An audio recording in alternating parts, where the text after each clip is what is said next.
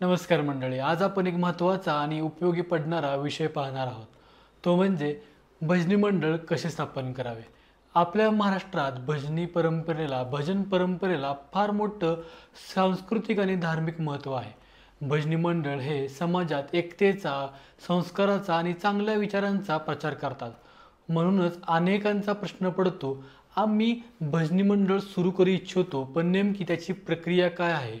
तर चला भजनी मंडळ सुरू करण्याची एक एक पायरी आता आपण बघूया.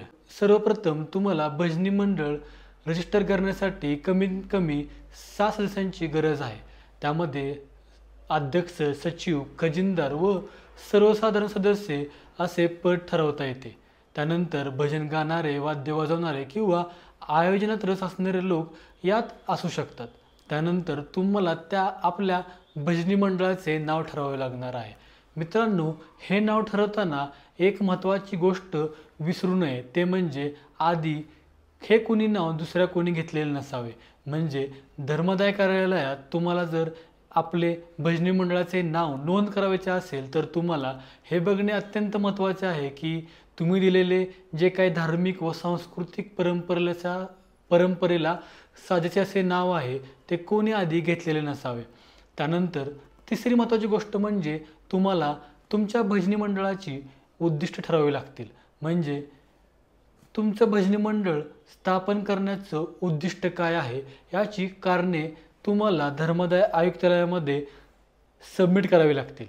यामध्ये आता अनेक जण विचारतात की यामध्ये उद्दिष्ट काय असू शकतात. तर जसं की मी तुम्हाला आता उदाहरण देतो. जसं की भजन परंपरा जपणे, समाजात चांगले संस्कार पसरवणे, सांस्कृतिक कार्यक्रमाचे आयोजन करणे आणि तरुण पिढीला भजन परंपरेशी जोडणे, अशी अनेक उद्दिष्ट आपण त्यामध्ये घेऊ शकतो.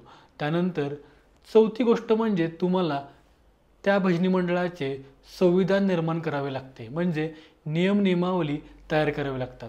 यामध्ये मंडळाचे कामकाज नीटनेटके कसे चालले जाईल त्यासाठी रूल्स अँड रेग्युलेशन्स यामध्ये नमूद करावे लागतात. ज्यामध्ये सभासदांची संख्या किती असावी, त्यांच्या अटी काय आहेत, त्यानंतर जे काही पदाधिकारी असतील यांची निवड ही संस्था करेल, त्यांच्या जबाबदाऱ्या काय असतील, तसेच सभासद शुल्क असल्यास ते किती असेल याची सुद्धा नोंद या संविधानामध्ये करावी लागते. तसेच सभा कशी घेणार, हिशोब ठेवण्याची पद्धत काय असेल आणि पदाधिकारी असतील यांची निवड प्रक्रिया कशी असेल याची सुद्धा नोंद या संविधानामध्ये करावी लागते.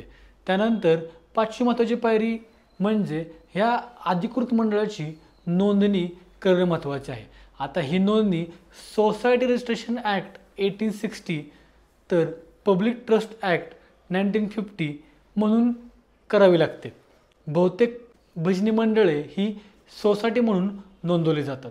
आता अनेकांना असा प्रश्न पडतो, तर आता ह्या भजनी मंडळ स्थापन करण्यासाठी कोणती कागदपत्र लागू शकतात. सगळ्यात आधी आपला अर्ज, त्यानंतर सभासदांची यादी, त्यामध्ये नाव, त्यांचा पत्ता, त्यांची सही, तसेच मंडळाचा ठराव, संविधान, नियमावली, जे काही पदाधिकारी असतील त्यांची माहिती, तसेच कार्यालयाचा पत्ता म्हणजे भाडे करार, ग्रामपंचायत दाखला, तसेच सभासदांची ओळखपत्रे, यामध्ये आधार कार्ड, पॅन कार्ड अशी सुद्धा माहिती आपल्याला द्यावी लागते. तसेच पासपोर्ट साईज फोटोसुद्धा लागू शकतो. मित्रांनो, हे सर्व डॉक्युमेंट आपण व्यवस्थित धर्मदाय कार्यालयात ऑफलाईन किंवा ऑनलाईन पद्धतीने दाखल केल्यानंतर आपल्या ट्रस्टची किंवा सोसायटीची नोंदणी होते. त्यावर आपल्या भजनी मंडळाला एक नोंदणी क्रमांक मिळतो. हा क्रमांक भविष्यात शासनाच्या योजनांद्वारे अनुदानासाठी, शासकीय मान्यतेसाठी फार उपयोगी पडतो. मित्रांनो, त्यानंतर तुम्ही भजनी मंडळ स्थापन केल्यानंतर तुम्ही मंडळाच्या नावाने स्वतंत्र बँक खातेसुद्धा उघडू शकता. खाते चालवण्यासाठी सामान्यतः अध्यक्ष, सचिव किंवा खजिनदार यांच्या स्वाक्षऱ्या आवश्यक असतात. यामुळे आर्थिक व्यवहार पारदर्शक राहतात. त्यानंतर मित्रांनो, तुम्ही भजनी मंडळ जरी कागदपत्रे तयार केल्या असेल तरी तुम्ही त्याचा नियमितपणे कार्यक्रम सुरू ठेवणे अत्यंत महत्त्वाचे आहे. मंडळ स्थापन झाल्यानंतर तुम्ही अनेक कार्यक्रमाला उपस्थित राहता, तिथे भजन सादर करता.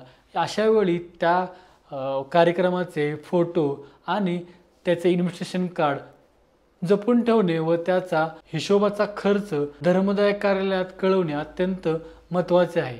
म्हणजे तुम्हाला वर्षाला त्यासाठी अकाउंटची माहितीसुद्धा धर्मदाय कार्यालयात द्यावी लागते. मित्रांनो, भजनी मंडळ स्थापन केल्यानंतर जर शासनाची जी काही योजना असतील त्या योजनेला तुम्ही एलिजिबल होता. विदाऊट रजिस्ट्रेशन जर तुमची नोंदणी नसेल तर शासनाच्या कोणत्याही योजनेला तुम्हाला पात्र होता येत नाही. त्यामुळे तुम्हाला त्या योजनेचा लाभ मिळत नाही. मित्रांनो, भजनी मंडळासाठी नुकतेच महाराष्ट्र शासनाने भजनी मंडळ अनुदान योजना सुरू केलेली आहे. यामध्ये भजनी मंडळांना त्यांचे साहित्य, पारंपरिक वाद्य घेण्यासाठी 25,000 रुपये मिळणार आहेत. तर मित्रांनो, आजच आपले भजनी मंडळ जवळच्या धर्मदाय आयुक्त कार्यालयातून नोंदणी करून घ्या आणि शासनाच्या विविध योजनांचा लाभ घ्या.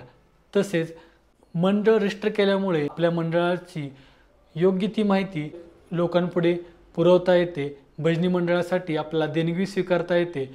तसेच आपला खर्च हिशोब व्यवस्थित ठेवता येतो आणि आपल्याला एक कायदेशीर मान्यता मिळते. मित्रांनो, भजनी मंडळ स्थापन करणे अवघड नाही.